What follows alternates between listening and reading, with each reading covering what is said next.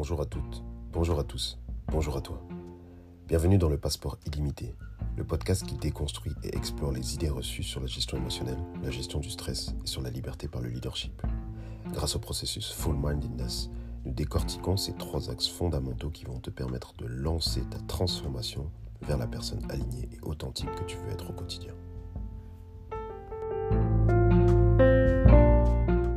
Bienvenue à toutes et tous, bienvenue dans cet épisode 45 du Passeport illimité. Aujourd'hui, on va discuter du burn-out lié à la charge de travail élevée, à nouveau, mais cette fois, on va vraiment essayer de se spécifier pour les professionnels de santé. Cet épisode n'est pas uniquement bloqué pour les professionnels de santé, c'est vrai que dans mon audience, j'ai des professionnels de santé et c'est une de mes cibles. Mais je pense qu'il y a des enseignements à tirer des professionnels de santé, pour les professionnels de santé, mais il y a aussi des enseignements à tirer pour les personnes qui ne sont pas des professionnels de santé. Parce que finalement, on va tous chez des prestataires de soins.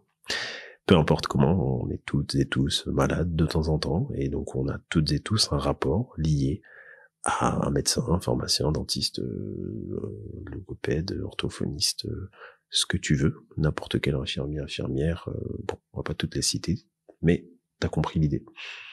Et pourquoi c'est intéressant? Parce que vu qu'on a ce rapport intime, on a ce rapport de confiance, ça peut donner des éléments de réponse pour mieux apprivoiser notre relation avec nos prestataires de soins, nos professionnels de santé, et aussi comprendre un peu mieux leur réalité. Ça, c'est pour les personnes qui ne seraient pas professionnels de santé. Pour les autres, ça a donné pas mal d'éléments de réponse, je pense, pour pouvoir mieux réfléchir concernant cette thématique qui, comme on l'a vu dans l'épisode 44, est très importante, très ancrée, très tabou. On commence par une introduction. Comment est-ce que on peut avancer dans cette notion de burn-out dans le monde de la santé? Comment est-ce qu'on peut faire pour pouvoir gérer les horaires de travail qui sont très intenses, les objectifs qui sont ambitieux, la pression pour pouvoir offrir au maximum des soins de qualité, tout ça qui peut évidemment amener un stress qui est excessif, la gestion efficace de la charge de travail qui est donc essentielle pour la santé des professionnels de santé et la qualité des soins encore une fois. Comment est-ce qu'on fait pour gérer tout ça? Comment est-ce qu'on fait pour avancer avec cette notion de charge quasiment inévitable, charge de travail quasiment inévitable, mais de maîtrise meilleure en tout cas de nos émotions dans ce contexte de charge sociale, charge de travail? Je pense que la première chose, ça va être vraiment de s'intéresser à nouveau aux causes. S'intéresser aux causes du burn-out. Là, ici, on parle d'une cause, qui est la charge de travail élevée. Maintenant, dans la charge de travail, il y a des choses. Dans la charge de travail, il y a d'autres éléments. Il y a des causes dans la charge de travail. Parce que la charge de travail, c'est très difficile de ne pas en avoir dans un métier. Dans un métier, on a une charge de travail, peu importe le métier. Maintenant, ce qui pose problème, c'est pas la charge de travail, c'est la surcharge de travail. C'est la charge de travail mise dans des conditions qui ne sont pas optimales pour la personne qui travaille. Tu me diras, on n'est pas dans un monde idéal, c'est pas possible d'avoir des conditions optimales, constamment, c'est vrai. Encore plus pour les professionnels de santé, qui, pour en tout cas beaucoup, vivent dans un certain niveau d'urgence, qui va varier bien sûr, mais qui ont en tout cas un certain niveau d'urgence à gérer. Très bien. Est-ce que ça empêche pour autant de mettre en place des choses pour faciliter la vie de ces professionnels de santé? Je ne pense pas. Et qu'est-ce qu'on peut voir dans tout ça? C'est qu'on peut envisager qu'il y a peut-être mieux à faire au niveau des horaires de travail. Oui, mais il n'y a pas assez de personnes pour travailler, donc on est obligé d'avoir des horaires de travail élevés. Ok. Mais pourquoi est-ce qu'il n'y a pas assez de personnes dans ce cas-là pour travailler? Revenons à la cause. On a discuté dans un des épisodes précédents de cette notion de reconnaissance, par exemple. Donc, il y a, je pense, plusieurs pistes à évaluer et à explorer pour pouvoir comprendre comment est-ce qu'on en arrive à une situation dans laquelle on est obligé de surcharger des personnes parce que d'autres personnes ne peuvent pas être là pour pouvoir diviser la charge de travail. Il y a ce niveau de responsabilité, je pense, à reprendre et il faut arrêter de mettre la faute sur la fatalité. Ça, c'est mon avis. Ça n'engage que moi. Il y a évidemment ensuite d'autres choses qu'on peut inclure dans les éléments qui font partie de la charge de travail, ça va être les listes de tâches qui sont infinissables, les délais qui sont beaucoup trop courts. Donc, ce sont des éléments qu'il faut aussi corriger. Comment est-ce qu'on peut faire des listes de tâches réalistes? Comment est-ce qu'on peut apprendre à manager, donc aux managers, aux personnes qui se retrouvent dans des positions de management sans le vouloir, parce que ça aussi, c'est quelque chose qui est difficile à définir. Comment est-ce qu'on peut leur apprendre à faire des listes de tâches qui sont cohérentes et qui sont basées sur des priorités justifiées? Pas justifiées uniquement par l'urgence, mais justifiées par la bonne manière de faire les choses, par des plans concrets, cohérents pour pouvoir avancer au mieux, sachant qu'on travaille sur du long terme. Comment faire? Comment faire pour mieux gérer les délais qui sont déjà très serrés? Tout ça sont des éléments qui sont cruciaux dans la prise de conscience par rapport à la charge de travail. Et sans ça, on peut déjà pas comprendre comment gérer ce burn-out potentiel. Il y a d'autres causes qui vont évidemment entrer, ça va être le manque ou le surplus d'autonomie en fonction des contextes, le manque de contrôle sur les horaires, bien sûr, donc le manque de contrôle qui fait qu'on surexploite, la pression pour atteindre les objectifs, qui pour ce monde-là sont basés évidemment sur l'effectif patient, mais qui en réalité derrière traduisent une réalité économique d'une structure qu'il faut adapter, qu'il faut maintenir. Et ça, on n'en parle pas toujours évidemment, ça reste un sujet tabou, l'argent, comme d'habitude, mais c'est une réalité des choses. Il y a aussi une réalité économique. Derrière un hôpital, il y a une réalité économique, derrière une structure de soins, il y a une réalité économique. Et il y a des choix de gestes, il y a des choix d'actions qui sont effectuées aussi en fonction de cette réalité économique. Ces éléments-là, on en parle aujourd'hui parce que ça fait partie des éléments qui vont avoir un impact sur les personnes qui travaillent.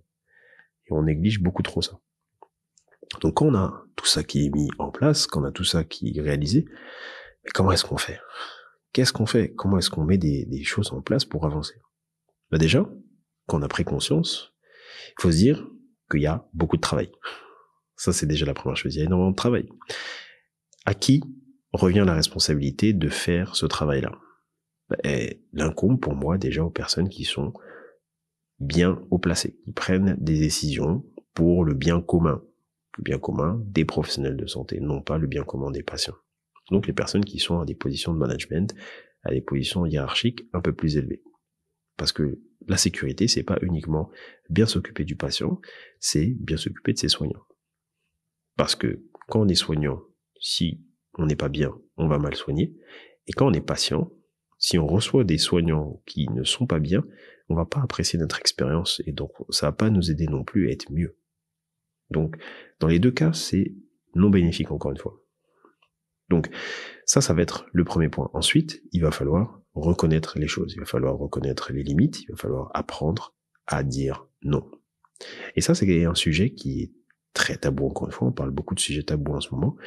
Le fait de dire non dans des métiers qui sont basés sur la notion de sacrifice, c'est quelque chose qui est très problématique, qu'il est très difficile d'entendre, qui est très difficile d'assumer également. Et là, je jette pas du tout la pierre.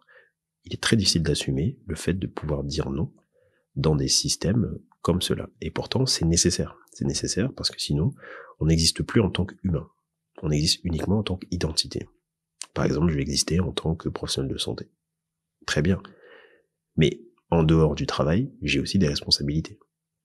Quand bien même je fasse 60 heures par semaine ou plus, j'ai quand même des responsabilités autres dans ma vie qui font que j'ai besoin d'être moi-même dans d'autres domaines de ma vie. Donc si je néglige cet aspect, à un moment donné, ça va me revenir en pleine face. Et il va falloir que je le gère dans tous les cas. Donc il faut trouver des stratégies d'auto-soin pour pouvoir aider à gérer la charge de travail. Il faut des stratégies d'auto-soin pour pouvoir mettre de l'attention sur notre bien-être personnel. Et on n'a pas besoin, encore une fois, de 10 heures par jour. Parce que ça, c'est une problématique, une réflexion qui revient assez souvent. Quand je discute de ça avec des personnes que je connais ou des personnes que je rencontre, il y a la notion de gestion du temps. Oui, mais il n'y a pas le temps. Oui, il n'y a pas le temps, on n'a pas le temps. Oui, il y a trop de pression, oui, il y a trop de choses à faire. Très bien. Comment est-ce qu'on fait pour gérer son temps? Comment est-ce qu'on fait pour accepter de prendre 5 minutes pour soi-même? 5 minutes pour les autres, si on a une équipe. Parce que ces 5 minutes ou 10 minutes, c'est pas ça qui va changer la journée, en fait. Ce sont des minutes qu'on peut prendre, qu'on peut s'octroyer. C'est pas complexe de les prendre. C'est difficile parce qu'il faut mettre de l'attention sur les choses. Et que c'est facile, le plus facile, c'est de rester la tête dans le guidon, comme on aime bien dire, vers nos objectifs. Alors que finalement, un peu plus d'attention parfois, ça amène des meilleures conséquences. Et souvent, c'est le cas. Souvent, il suffit pas de 2 heures de discussion avec ses collaborateurs, ou avec ses patients, ou avec des personnes au-dessus de nous, pour régler un problème, ou pour pouvoir exprimer une situation et se sentir mieux. Il suffit de quelques minutes, 2, 3, 4, 5 minutes. Et c'est ce manque d'attention qui crée une surcharge, émotionnelle, qui crée une surcharge mentale et qui par la suite nous amène à des situations extrêmes. Encore une fois, comme ici avec le burn-out. Donc ça, c'est ce qu'on veut éviter, encore une fois. Ce n'est pas ce qu'on veut. Donc il faut faire mieux. Il faut mettre en place des stratégies. Il faut aider les personnes à mettre en place des stratégies. Il faut forcer les professionnels de santé à mettre en place des stratégies, parce que si ça ne vient pas d'eux-mêmes, des gens qui sont très forts pour se sacrifier, pour continuer, pour se rajouter de la pression, et c'est aussi le rôle des personnes qui sont dans des positions de décision, de forcer ces moments-là. Parce que c'est aussi de leur responsabilité. Donc, il faut que chacun à son échelle puisse collaborer vers cette idée de réduire la charge de travail, réduire la charge mentale, réduire la charge émotionnelle. Enfin, il est important de se rappeler que pour pouvoir gérer de manière efficace le travail, la charge de travail, c'est quelque chose de continu. Et donc, il va falloir évaluer les choses, ajuster les choses et travailler pour mieux gérer les conséquences. Donc il faut développer des compétences nécessaires pour gérer le temps, pour résoudre les problèmes liés à la gestion du temps, avoir des programmes de formation qui sont en place en gestion du stress, en bien-être, et surtout avoir de la conscience. Les gens vont me dire oui, mais pour développer un programme de travail, de formation, de gestion du stress, ça demande de l'argent, ça demande du temps, ça demande des ressources. Très bien. Moi, j'aime bien répondre, combien de ressources on va devoir débloquer pour pouvoir gérer les problèmes, les conséquences liées à ce manque d'attention sur ces domaines de vie. Donc, combien d'argent ça coûte à la structure de gérer son turnover, le fait que les gens entrent et partent, le fait que les gens ne restent pas, qu'on soit obligé de trouver des nouvelles personnes à engager, qu'on se retrouve avec des personnes qui lâchent, qui démissionnent, etc. Combien d'argent ça coûte de devoir gérer ça en termes de ressources humaines? C'est énormément d'argent. Combien ça coûte de pouvoir simplement mettre 5-10 minutes en place pour le bien-être de chacun? C'est gratuit. La seule ressource qu'on paye, qu'on va utiliser pour payer, c'est le temps. 5-10 minutes par jour, on les a. Ça, déjà, c'est gratuit. Ensuite, si on veut mettre en place des ateliers, des petites choses en groupe, ça prend un peu d'argent. Mais en comparaison à ce qu'on peut avoir derrière, c'est rien. En comparaison aux conséquences qui vont nous amener à dépenser nos ressources, c'est beaucoup. Parce que là, j'ai parlé de l'argent. Mais évidemment, il y a le temps.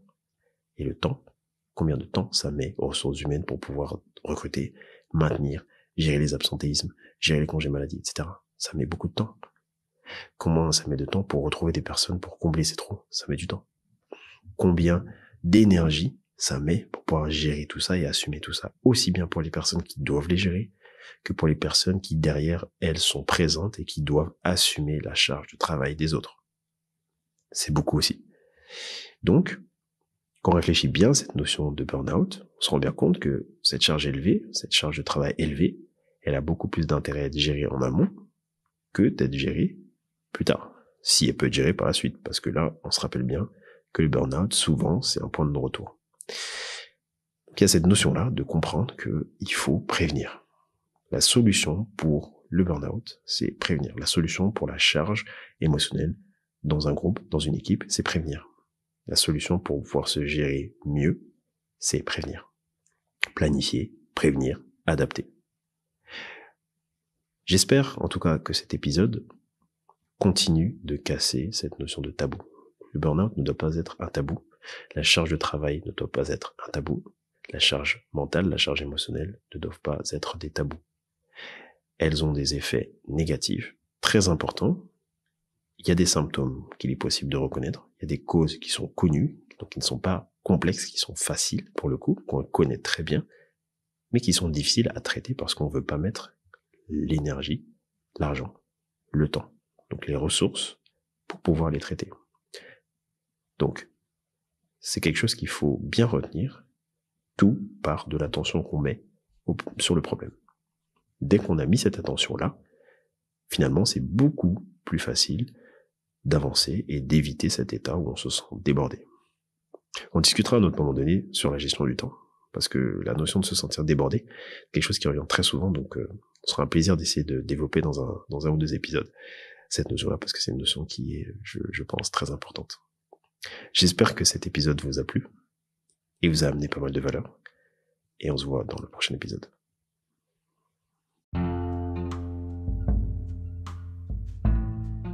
Pour nous suivre et ne rien louper de notre actualité et des services additionnels proposés, abonne-toi à @fullmindedness, FULMINDEDNES sur les réseaux sociaux. Si tu veux en savoir plus pour être accompagné, pense à réserver ton appel stratégique gratuit avec moi, avec le lien que tu peux trouver en description. Bien sûr, abonne-toi au podcast sur ta plateforme de podcast préférée en activant les notifications pour recevoir une alerte à chaque nouvel épisode.